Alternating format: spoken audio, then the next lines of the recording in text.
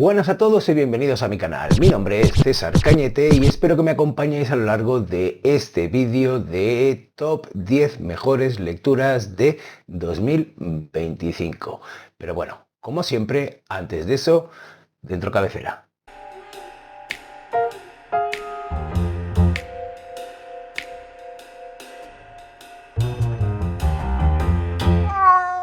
Soy consciente de que los vídeos de top, tanto de mejores lecturas como de peores lecturas, son de los más exitosos de los diferentes canales de booktubers que vosotros veis. Así que ya desde el año pasado me subí a la ola de hacer este tipo de vídeos porque a pesar de que ya hace 5 años que abrí este canal, no lo había hecho hasta entonces. Sin embargo, fui un poco tramposo y lo voy a hacer también en esta ocasión. Así que dejadme deciros qué es o en qué consiste la trampita que os estoy haciendo con estas lecturas o con este vídeo de top 10 mejores lecturas. Para empezar, gracias a todos los que os habéis unido a este canal durante este año, porque esta aclaración viene para vosotros que quizá no hayáis visto que lo he dicho en muchas otras ocasiones anteriores, y es que no me gusta hacer una gradación de mejores lecturas, porque en el listado de mejores libros lo que suele suceder es que te dejas fuera libros que te han gustado mucho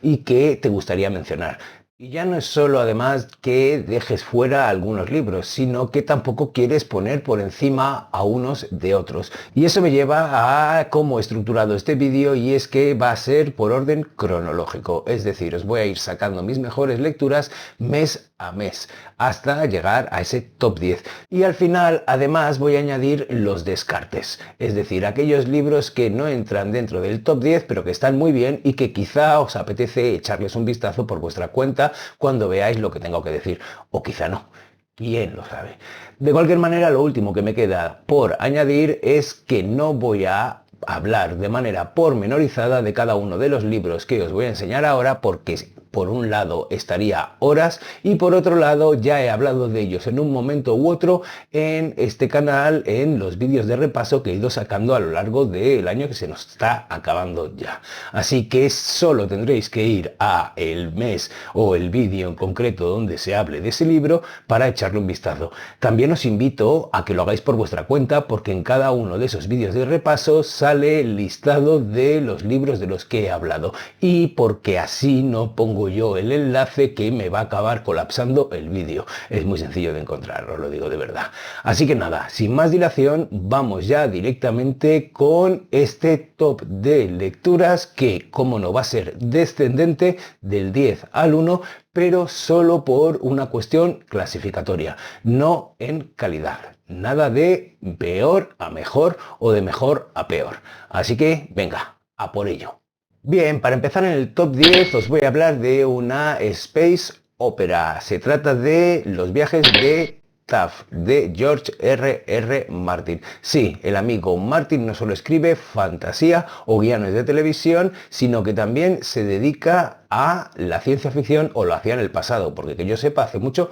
que no saca nada que no tenga que ver con Juego de Tronos o, bueno, en fin, con Juego de Tronos. Este libro en concreto es una space opera, es decir, aquella ciencia ficción que son aventuras espaciales en las que se va de planeta en planeta o sucede algo en el espacio relacionado con una nave. Y aquí tenemos a el protagonista de esta historia, que es Haviland Taff, y que es quien da nombre a, o quien titula esta novela, que a la vez es una novela en 6 partes, es decir, que tenemos 6 capítulos, si se puede llamar así, o 6 nouvelles, es decir, 6 historias diferentes que están interrelacionadas, pero que transcurren durante unos cuantos años y que tienen que ver con la relación de Taff con diferentes planetas y con una de las naves que ha conseguido afanar en su trabajo como contrabandista. Se trata de una cosechadora, una nave con una tecnología brutal que es capaz de replicar cualquier especie. A través de esta característica de la nave va a ir relacionándose con diferentes planetas en los que tienen una problemática debido a un rasgo cultural, y él intentará ayudarlos a su manera. Aquí hablamos de determinismo, hablamos de ecología, hablamos de cualidades humanas, hablamos de un montón de características muy bien hilvanadas, muy bien trazadas y muy divertidas. que por un lado si te hace disfrutar con esas aventuras, por otro también te hace pensar porque, por supuesto, como la buena ciencia ficción, tiene relación con problemas de nuestro propio mundo, tanto éticos como morales. Y en ese sentido me encantó poder empezar con una novela de ciencia ficción que este año no he leído tantas, después de hacer el repaso he visto que solo he leído 3, pero que me ha encantado, que me ha parecido muy divertida y que además, pues lo que os digo, me ha llevado a plantearme cosas, a lo que os decía en la introducción, de que se ha quedado en mi cabeza unos cuantos días porque me ha dado que pensar y he visto cómo ha solucionado una serie de cosas éticas, de problemas éticos en esta historia el señor Martin a través de este contrabandista que además es una figura súper carismática como Haviland Taff, que yo creo que está dentro del espectro autista, debe ser una especie de Asperger y que además es muy irónico, es sarcástico, pero tiene una gran honestidad y tiene una gran conciencia, que eso es lo que me parece como más llamativo cuando tienes una nave como esa cosechadora que es capaz de hacer lo que hace, es decir, pues replicar especies o cosechar, es decir, crear vida en otros planetas, etcétera, etcétera. Él ha decidido que viajaría por la galaxia haciendo el bien. Y no os explico más y os emplazo a que le echéis un vistazo porque la vais a disfrutar muchísimo seguro. Vamos a por el siguiente top, el top 9. Que no es otra que esta novela de principios del siglo XX, a ver si se ve bien porque tengo mucha luz aquí apuntándome y parece que no, pero si no os lo digo. La edad de la inocencia de Edith Wharton. Aquí Edith Wharton nos habla de Nueva York en los años, la década de los 70 del siglo XIX y como una micro, diría, sociedad, es decir, un grupo de personas de las clases bienestantes de Nueva York se relacionan entre ellos, cómo trabajan, cuáles son sus códigos morales, cuáles son sus códigos éticos, qué es lo que tienen que hacer y qué no tienen que hacer, qué está bien visto, qué no está bien visto, y la relación entre Archer, el protagonista de esta historia, con la condesa Olenska y la prima de esta, May Whelan, que a la vez es la prometida de Newland Archer. Aquí se establece un triángulo amoroso que parece imposible. La condesa Olenska ha vuelto de Europa separándose de su marido y todavía no sabemos si se va a divorciar, ni siquiera ella lo sabe, y el impacto que tiene la llegada de esta condesa, la prima de la prometida de Newland Archer, en esta pequeña microsociedad. Una microsociedad llena de códigos, llena de vestimentas que dicen una cosa u otra, llena de, pues, qué se supone que tiene que, cómo se supone que tiene que vivir una persona rica, cómo se tiene que relacionar, etcétera, etcétera. Edith Wharton tiene una pluma que te hace querer zambullirte en cada uno de los detalles y que está llena de, por un lado, una sinceridad y una honestidad y por otro lado una ironía con la que trata este pequeño mundo que a la vez es un mundo enorme. Yo, en cuanto acabé de leer esta novela, cogí la película de Martin Scorsese, La Edad de la Inocencia, para ver cómo la había adaptado el señor Scorsese y no me decepcionó en absoluto. Maravillosa esa adaptación con Danny Day-Lewis como Newland Archer, con Michelle Pfeiffer como la condesa Olenska y con Winona Ryder como May Whelan. Maravillosa. Os lo digo de verdad, una muy buena lectura por otro lado, que además complementé, como os digo, con esta película. Si le queréis echar un vistazo, estoy seguro de que no os va a decepcionar. Vamos con el top 8, que en esta ocasión es Expiación de Ian McEwan, Atonement. He de confesar que yo vi primero la película hace muchísimos años, ya casi ni me acuerdo, creo que salió en 2007, y guardaba un buen recuerdo de ella, pero no el detalle que me ha supuesto la lectura de esta historia posteriormente. Una historia que habla precisamente de lo que es la culpa y de lo que es los celos interfamiliares y de lo que eso ha llevado a hacer a una niña que es la que en el fondo es la protagonista de esta historia como testigo de las consecuencias que tiene una mala acción por su parte en la pareja protagonista, su hermana y él, que es, bueno,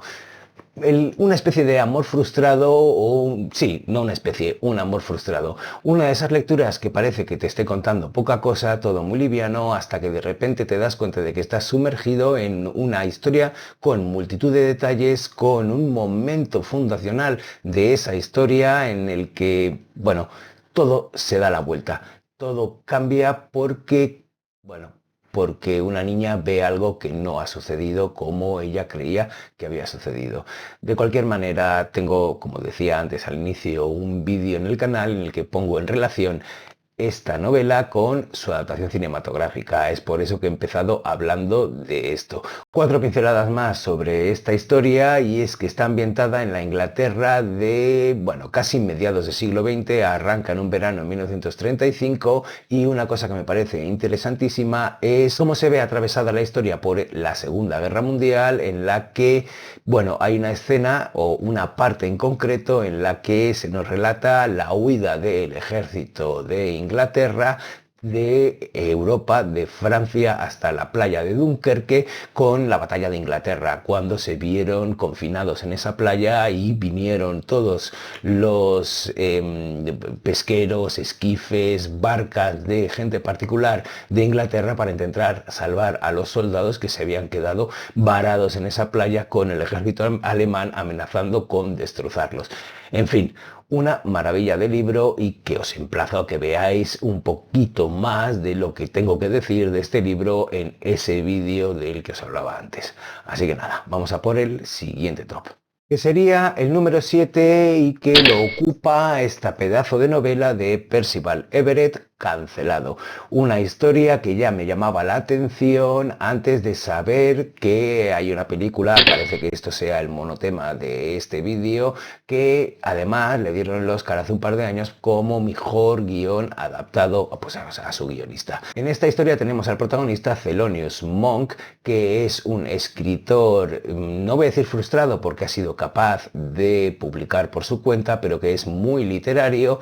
intentando que, pues eso, a que le hagan un poquito más de caso y que sus libros vendan un poco más, hastiado a la vez de qué es lo que está funcionando en el mundo editorial. Como la última de las novelas en las que se hace un poco de porno miseria, o por decirlo directamente, se hace porno miseria, novelas de gueto lo llaman en esta novela, en la que el protagonista es un negro de barrio que es, pues, relacionado con las drogas, relacionado con la delincuencia, y todo con un montón de estereotipos y de temas que parece que solo sirvan para llamar el morbo de la gente y la atención, y que vendan muchísimo más. Con esto como premisa, él decide que es el momento de que él también va a escribir una novela de este estilo y va a conseguir que, bueno, pues vendan un montón y le hagan muchísimo caso.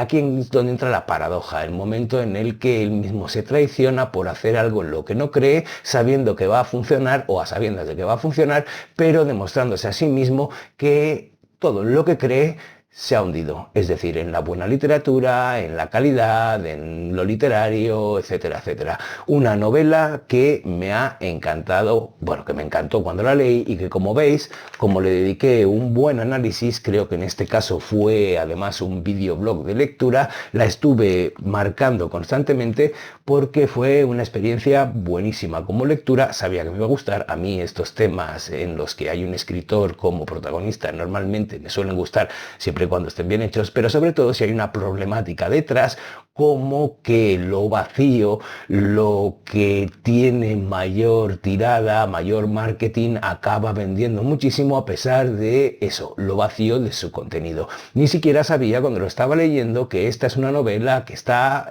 ambientada en los años 90 de Estados Unidos, y me fui dando cuenta por los diferentes clues, las diferentes pistas que te iba dejando de momento histórico, como la paliza que le dieron a Rodney King y los diferentes estallidos que hubo en Los Ángeles tras no haber condenado a los policías que le pegaron esa somanta de palos delante de las cámaras y lo vio todo el mundo. En fin, que eso me hizo pensar que esta problemática también la tenemos ahora mismo y que lleva más de 30 años alrededor nuestro, si no más. ¿Y a qué me refiero con esa problemática? Bueno, pues como por ejemplo a los libros que están escritos por figuras que son influencers o que son figuras mediáticas que tienen un contenido que no sirve para nada a nivel literario, pero que llama la atención porque esas figuras son públicas y no importa lo que escriban. No es bien la misma temática, pero sí que tiene que ver, porque no es pornomiseria directamente, pero sí que tiene que ver con el hecho de que el contenido deja de tener el peso que debería tener, por lo menos literario, para ser un contenido que es morboso, que llama la atención o que, bueno, pues, o que es carente o está carente de cualquier calidad literaria. Y eso, pues por supuesto, hizo que me metiese directamente. Si además le sumamos la manera en la que escribe Percival Everett y los diferentes recursos que utiliza para contarnos esta historia, pues aquí tenéis un librazo que os recomiendo muchísimo, más allá de la superportada que tiene, que como veis es una máquina de escribir y una pistola. En fin, vamos a por el siguiente top, que sería el top 6 y que es este Crematorio de Rafael Chirves, un novelazo que he disfrutado muchísimo y que he de decir que en un principio me creaba cierto respeto el zamullirme en sus páginas, porque por un lado tenía muy buena prensa en cuanto a lo que es literatura de prestigio y por otro lado eso, la manera en la que está escrita, es decir, sin apenas puntos y aparte y como una especie de flujo de conciencia de cada uno de los personajes que son protagonistas en esta historia, me echaba un poquito para atrás. Pero lo segundo no lo supe hasta que me zambullí en sus páginas. Lo primero lo sabía seguro. Pero bueno, vamos allá. Vamos a esta historia. ¿De qué va este asunto? Bueno, a través de la muerte del hermano del protagonista o de uno de los protagonistas, porque me gustaría decir que esta, a pesar de que el peso narrativo lo lleva un personaje en concreto, es una novela coral porque en cada una de las partes tenemos a un protagonista que nos zambullimos en su manera de pensar, en su mente, ya que está escrito de esa manera que os decía, de flujo de conciencia, de ir desgranando qué es lo que piensa ese personaje uno a uno, de un pensamiento a un pensamiento, pues recapitulando a través de la muerte del hermano de ese protagonista que os decía, que tiene más peso que el resto, se nos cuenta una historia de éxito empresarial a través del ladrillo de la construcción en un pueblo del levante de la Comunidad Valenciana del País Valencià, que es un pueblo ficticio cuyo nombre es Misen y en el que se concentra toda la historia de ambición o de codicia de este personaje que comparte una biografía con ese hermano que ha muerto, pero que era ese hermano el idealista, mientras que este acabó pasando por el aro de toda la especulación y acabó convirtiéndose, con las prácticas bastante, pues que os diría yo, ilegales que llevó a cabo, en una persona prominente y en un rico empresario de la construcción de la zona, que es mucho decir teniendo en cuenta que toda la costa, todo el litoral peninsular y el del País Valencià igual, sufrió durante los 70, 80, 90 y más adelante una construcción especulativa orientada al turismo y orientada a hacer muchísimo dinero, que pasó por delante de toda la sostenibilidad, de toda la cultura, de todo lo que fuera, convirtiéndose en un problema para la población local a la vez que una fuente de subsistencia, que eso es lo más traicionero de todo, porque se ha orientado tanto la economía hacia el turismo que mucha gente vive de ello y a la vez está condenándose, o nos estamos condenando todos. En fin, bueno, esto es una de las cosas de las que habla esta novela y tampoco voy a dejar de decirla. De cualquier manera, os digo que es un novelón. No entorpece para nada la lectura, la manera en que está escrita, es decir, ese flujo de conciencia, esos pensamientos, esa manera de recorrer toda la biografía de esos personajes saltando hacia adelante y atrás según el capítulo, y te acabas metiendo y zambullendo y sumergiendo en una historia que la única pega que le podría poner yo es que la paran en un momento dado porque hay que pararla, pero podría continuar escribiéndola y llegando a algún punto en concreto. De cualquier manera, una muy buena novela, si no, no estaría en este top, que os recomiendo, de un autor español que quiso escribir una situación, pues, que os diría, bastante nefasta a través de una historia. En fin, vamos a por el siguiente top. Es el top 5 y ¿qué es este? Los Diablos de Lord Grimdark, Joe Abercrombie. Una pedazo de novela de fantasía oscura que me ha encantado. Tengo un par de pegas, pero poco más. Estaba esperando con mucha avidez que el amigo Abercrombie publicase su nueva, lo que parece que va a ser, trilogía. En este caso, respecto al escenario que nos recrea en esta historia, no es un mundo inventado como sucedía en las trilogías anteriores o en las novelas de fantasía oscura anteriores, sino que es un mundo que nos puede sonar bastante porque es una ucronía. Es decir, es en Europa y es un mundo en el que Roma no ganó a Cartago en las guerras púnicas, sino que ganó Cartago. Y eso ha cambiado la faz de la Europa que conocemos. Sin embargo, la seguimos conociendo, nos sigue sonando. Y a través de ese mundo que nos medio suena, nos cuenta una historia que viene a ser una mezcla de Escuadrón Suicida, sí, ya sabéis, ese grupo de superhéroes malos o de antihéroes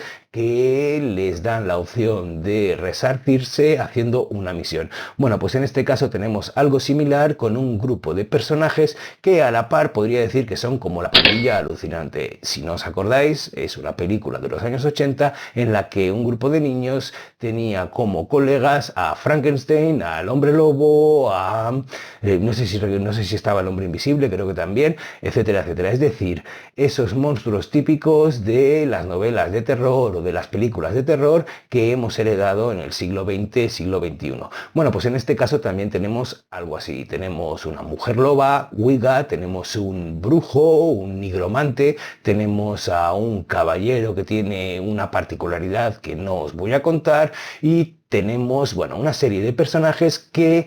tienen que llevar hasta Troya, porque sí, aquí tenemos a Troya, a una niña que parece ser la heredera perdida del trono de esa ciudad y de ese imperio, que sería el Imperio de Oriente. No os digo más porque, como veis, es una novela bastante gruesa, pero que gracias a esa pluma que tiene Abercrombie, a esa forma que tiene de narrarnos y de contarnos las escenas de acción, no se hace nada pesada, no pierde el ritmo y tenemos una serie de personajes que tienen unos conflictos que son completamente verosímiles, que nos los acercan y que los entendemos, nos compadecemos, los rechazamos en algunas ocasiones e incluso los llegamos a admirar. Una novela muy divertida, una novela con sus momentos álgidos. Una de las mejores cosas que quizá tiene el señor Abercrombie es que es capaz de mantener la tensión durante muchísimas páginas y aquí lo consigue. Y una novela que no os va a decepcionar. Bueno, o mejor dicho, creo que no os va a decepcionar. Es una muy buena novela de fantasía. Aquí lo dejo. Vamos a por el siguiente top. Es el top 4 y que es este, El extranjero de Albert Camus. En esta novela, que es bastante cortita, creo que tiene unas 170 páginas, se condensa una historia que a mí me dejó muerto. Como la madre de Meursault cuando recibe el primer telegrama con el que empieza, digo primer porque es lo primero que me ha venido a la cabeza, pero cuando recibe el telegrama con el que abre esta novela. Un telegrama en el que le informan que su madre ha muerto y él no sabe si ha sido hoy, ha sido ayer, antes de ayer o cuándo. Y eso definirá, como veremos más adelante por un montón de cosas más, una actitud completamente apática hacia la vida de Meursault, que parece que no le importa absolutamente nada y que parece que no tiene ningún tipo de moral. ¿Por qué? Porque es capaz de colaborar, por ejemplo, con un vecino que se ve, lo vemos nosotros, según lo que nos cuenta Meursault, que es un maltratador, es un personaje bastante execrable y a él que lo ve y que es capaz de identificar ese comportamiento como algo negativo, le da igual. Por ejemplo, también la relación que tiene con una chica que conoce el mismo día que vuelve después del funeral de su madre, con la que se involucra de una manera sentimental, pero con la que no siente nada más que placer, que es lo único que parece motivar a este Meursault. Es decir, el hedonismo parece que solo se mueva por lo que le apetece hacer, aunque también es capaz de hacer otras muchas cosas, como por ejemplo trabajar. Y de hecho, incluso su jefe le ofrece un trabajo y él él, pues con esa apatía de la que parece que no tiene ningún tipo de reparo en mostrar, le dice, ah, pues sí, podría hacer ese trabajo o no podría. Es decir, pasa por la vida como si su vida fuese, o como si él fuese el espectador de su propia vida, pasivamente, sin hacer absolutamente nada. Y lo peor de todo es que lo medio entiendes esa actitud nihilista, esa actitud en la que parece que nada tenga sentido. Y creo que ahí está el kit de esta novela, en la que parece que este personaje no sea humano porque no necesite del sentido del que necesitamos todos. Él simplemente se deja llevar, y ese dejarse llevar es lo que acaba metiéndole en los problemas con los que arranca la segunda parte, una vez mata a otro personaje de esta historia, en una playa de una manera absurda, y se ve metido en un juicio a la vez absurdo, porque en realidad no están juzgando el hecho que ha cometido, sino le están juzgando a él como persona, a sus actitudes, a su ética, a quién es.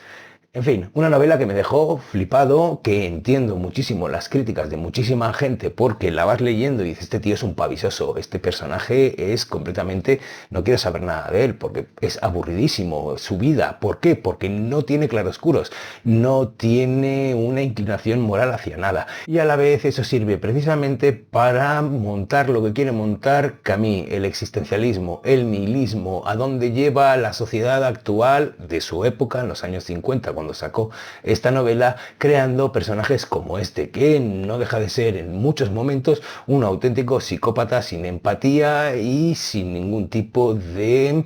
motivación por la vida. En fin, un librazo, un clásico que me ha encantado y que he disfrutado muchísimo, a pesar de lo que os digo, que quizá por algún momento, si no lo lees en la clave de que detrás de esto o detrás del comportamiento de Meursault es todo metafórico, te puede llegar a matar, a aburrir. 160 páginas que se pueden convertir en una losa enorme, cosa que a mí no me ha pasado. Así que lo recomiendo mucho y por eso está en este top 4. Vamos a por el siguiente, que es este Klaus y Lucas de Agota Christoph, en los que en esta edición de libros del asteroide nos reúne 3 novelas que están por supuesto entrelazadas como si fuera una trilogía. Os voy a leer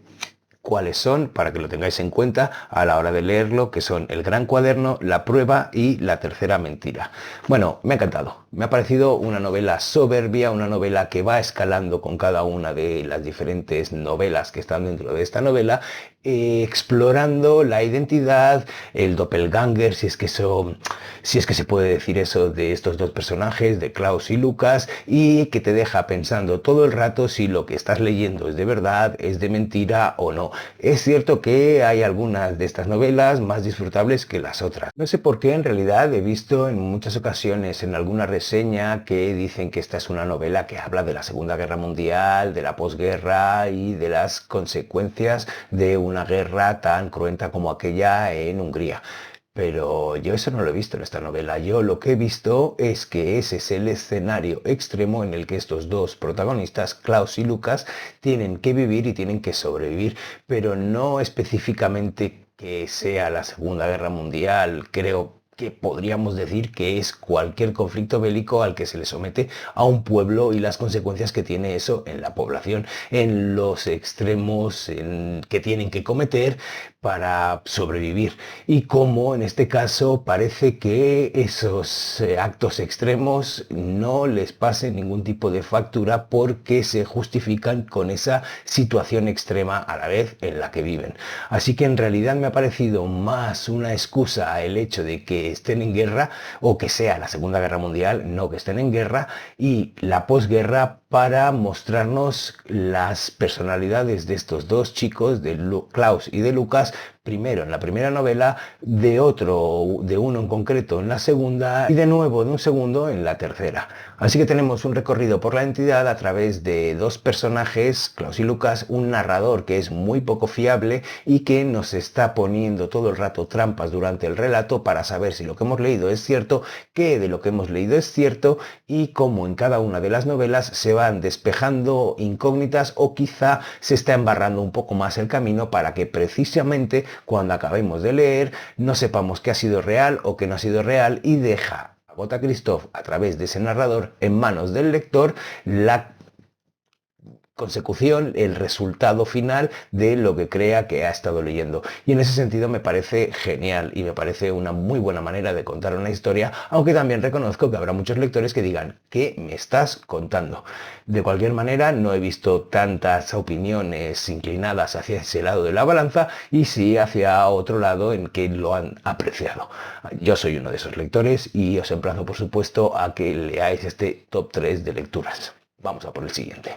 que sería este top 2 de Ryu Murakami, Sopa de Miso. El Murakami, bueno, ya lo he dicho en más de una ocasión en los vídeos anteriores que he hablado precisamente de este libro. Sin ir más lejos, el último que habréis visto vosotros en mi canal. ¿Y qué tenemos aquí? Vamos rapidito porque si he hablado en el vídeo anterior, imaginaos. Tenemos una historia con un asesino en serie, con un chavalito de 20 años que se dedica a hacer de guía turístico por Tokio, en los lugares o en los locales de ocio erótico, por llamarlo de alguna manera, de turismo sexual por la capital nipona, y como las dos vidas de estos personajes, la del guía turístico japonés y la del asesino en serie estadounidense, se entrecruzan. Por supuesto, es todo al principio una especie de paranoia de este personaje porque al guiado, al que tiene que guiar, parece un tipo muy extraño, pero consigue contagiarse de esta paranoia o te consigue contagiar a ti de esa paranoia, y desde las primeras páginas en las que nace esa paranoia de Kenji,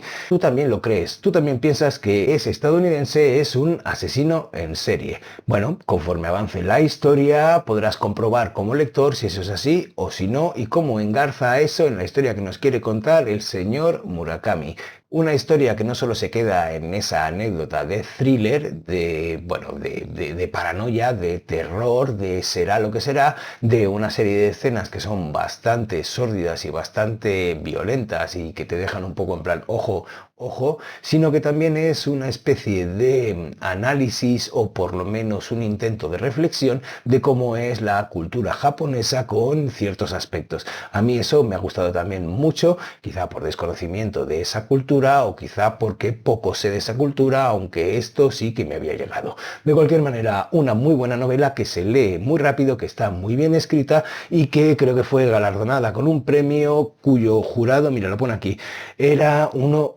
de los jurados era Kenzaburo Oe, que fue premio de literatura japonés, no japonesa, que fue premio de literatura japonés, que fue premio Nobel de literatura. Uf, lo he conseguido decir. De cualquier manera, muy buena novela, os la recomiendo. No es muy larga, te pone en tensión, te lleva por Tokio y flipas en colores. Ahí lo dejo. Vamos a por el siguiente top, que creo además que ya es el último, que no es otro que el buen amigo Terry Pratchett con Brujerías, una de las novelas de la línea de las brujas de Mundo Disco que empecé el año pasado a frecuentar leyendo Brujas de Viaje y que ahora ha retrocedido un poco con este Brujerías, en el que tenemos otra historia con Yaya Cera Vieja, Magra Tajos Tiernos y, si no me equivoco, perdonadme que se me olvida, Tataok.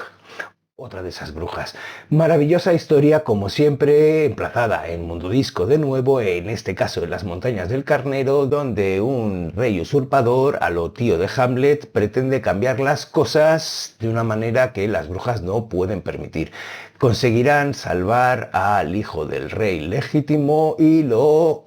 otorgarán, le darán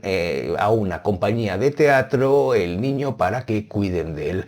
Eso dará la oportunidad también de que veamos el impacto que tiene, o por lo menos lo que nos quiere mostrar Pratchett del impacto que tiene la narrativa en la vida o en el relato de cómo nos contamos las cosas como sociedad. Será precisamente a través de esta compañía de teatro y a través de este personaje, el hijo del rey legítimo, que Pratchett creará una historia en la que la mentira y la verdad estarán en lucha por hacerse cargo o por ocupar la realidad en las mentes de la gente que vive en ese pueblo de las montañas del Carnero. Una novela, como no, en el caso de Terry Pratchett, súper divertida, súper irónica y con un montón de profundidad, pues si se puede decir así, con mucha profundidad, en la que podemos ver un reflejo de nuestra propia sociedad en un mundo fantástico que no tendría por qué tener ese reflejo porque podría ser una novela de fantasía más, pero que en el caso y en las manos y en la pluma del señor Pratchett, no es así. Nos muestra una historia fantástica en la que podemos ver nuestro mundo y en el que podemos ver qué es lo que está mal de él y qué es lo que está bien de él. Y todo ello contado a través de una historia con unos personajes maravillosos como es ese aquelarre de brujas, con un montón de secundarios de lujo y con un montón de arquetipos que retuerce para darles una nueva vida en una historia que en mi caso he disfrutado y que por eso estoy recomendando completamente. Dadle una oportunidad a Pratchett y no os decepcionará. Es maravilloso en todos los sentidos. Y hasta aquí el top 1. Quizá creíais que había acabado, pero como os he dicho en la introducción de este vídeo, os voy a hablar también de los descartes, es decir, de esas buenas novelas que he leído y que no han llegado al top por el coste de oportunidad, pero yo no quería dejar de mostrarlas y decir una frase de cada una de ellas por si os pica la curiosidad y le queréis echar un vistazo. Vamos rápido a por ello porque no os quiero aburrir. La primera de la que os voy a hablar es de Stoner, de John Williams, cuya frase sería algo así como una historia con un personaje del todo ordinario que acaba convirtiéndose en una historia que podría ser extraordinaria para muchos lectores. El siguiente que os querría mostrar es, mira, a ver si lo hago bien, Amarilla, de Rebecca F. Kuang. Una historia donde la apropiación, donde tanto cultural como el plagio hacen las veces de vehículo de todo lo que sucede, con el mundo editorial como trasfondo y con toques de thriller en algún momento y con alguna que otra reflexión moral sobre lo que hace la protagonista. A una persona como a mí, que tengo experiencia en el mundo editorial, me ha dejado francamente sorprendido el nivel de detalle y lo que se corresponde con la realidad, lo que aquí nos muestra. Vamos a por el siguiente, que es La educación de un ladrón, de Edward Bunker, un autor que a mí me encanta, que estuvo, bueno, trabajó con Tarantino en Reservoir Dogs, iba a decir Books, perdón, como si fuese el sello literario, y que esta es su biografía de cómo se acabó convirtiendo en escritor y cómo consiguió rehabilitarse y no volver a caer en el mundo de la criminalidad y entrar en la prisión. Es un autor de novelas criminales, de novelas de cárcel, bueno, carcelarias y de, bueno, de los bajos fondos de Los Ángeles de los años 50, 60 y 70. Bueno, dependiendo también de en qué momento se encontraba en la cárcel y en qué momento no. Muy recomendable, la disfruté muchísimo.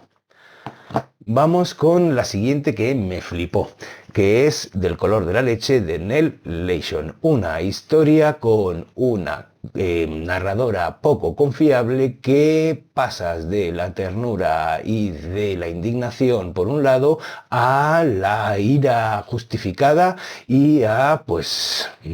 la frustración absoluta. Y eso todo en estas pocas páginas, ¿eh? Una novela que pone en valor lo que es la lectura y lo que es la escritura, pero que a la vez habla de feminismo y habla de un mundo, la Inglaterra rural del siglo XIX, muy hostil para una mujer como lo es la protagonista de esta historia. Muy bueno, de verdad.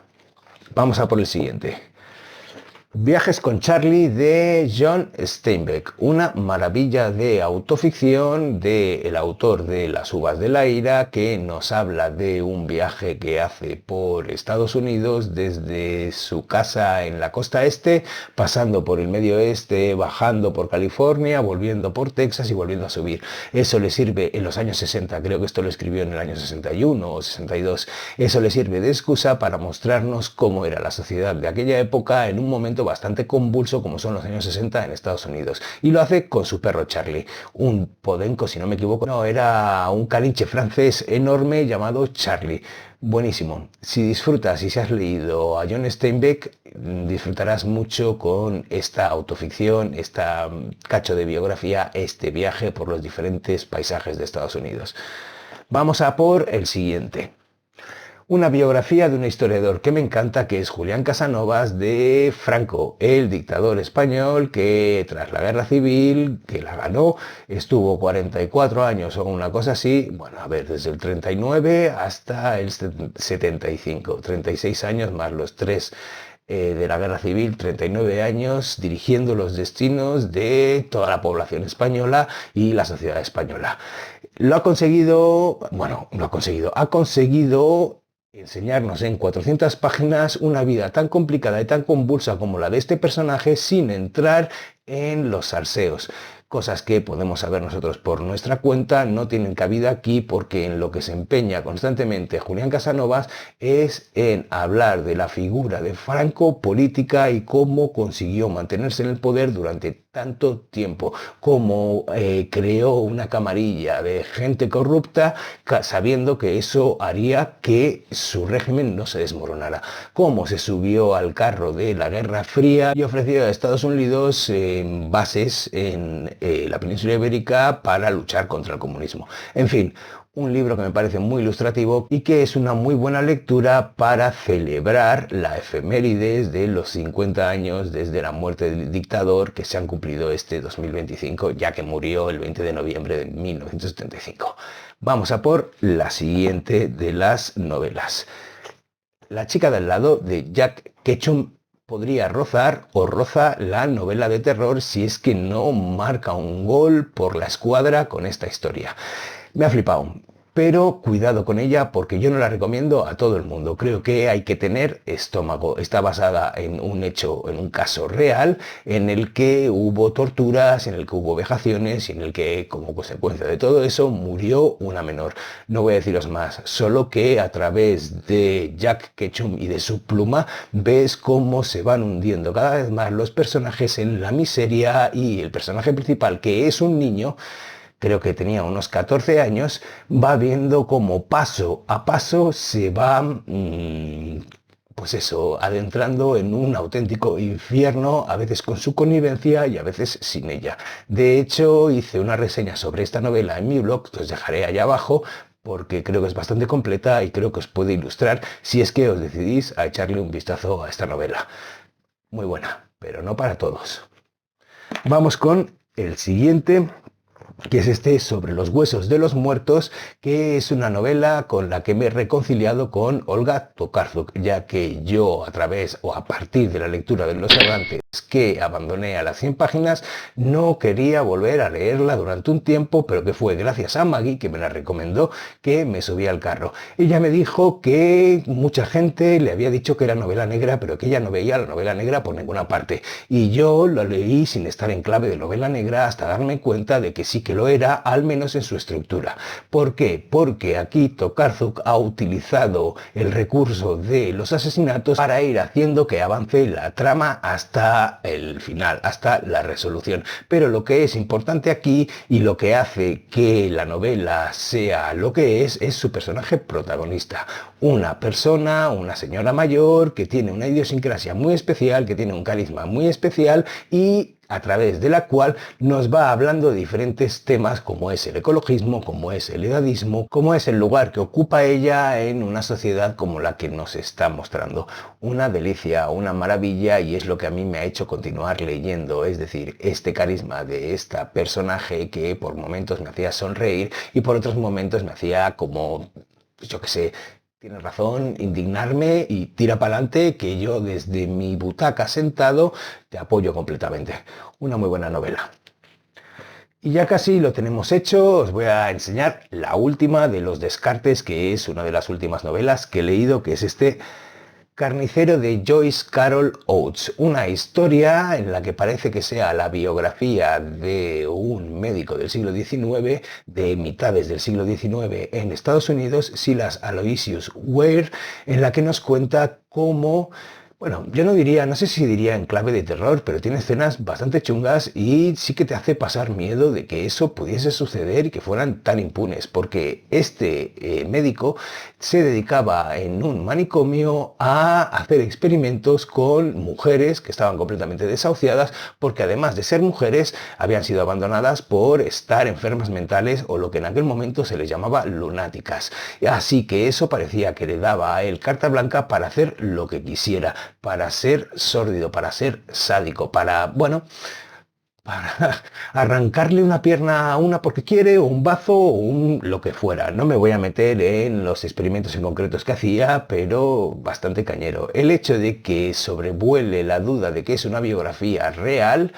hace que sea incluso más terrorífico. Luego vi que eran tres médicos en los que se basa Joyce Carol Oates para contarnos esto, pero de cualquier manera es una situación en la que pasaba la mujer en el siglo XIX que era muy parecida a la esclavitud en la figura de lo que son los siervos, es decir, en aquella época en el norte de Estados Unidos las personas blancas que eran pobres y que habían tenido que pagarse un pasaje para ir a Estados Unidos no se les consideraba esclavos sino siervos, porque después de X años pagarían la deuda y se convertirían en hombres libres. Sin embargo, si no podían pagar la deuda porque estaban enfermos o por cualquier otra cosa, ese tiempo que debían se iba acumulando y eso hacía que llegasen hasta, yo qué sé, un montón de tiempo. No me lío más, que iba a decir que solo una frase. Ya dejaré para otro momento el hablar más largo entendido de este libro. Solo deciros que es sobrecogedor en muchos momentos y que la manera en que está contado me parece maravilloso,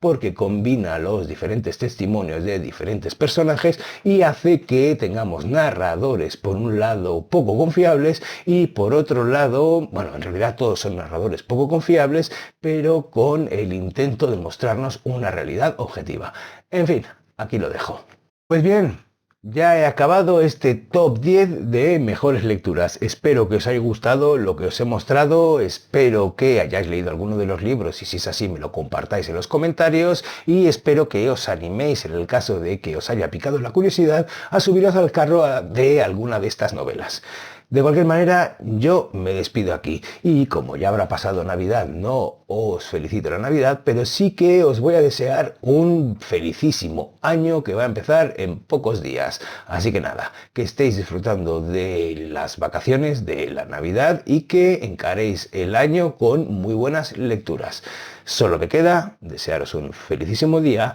un felicísimo año nuevo y mandaros un besazo enorme. ¡Mua!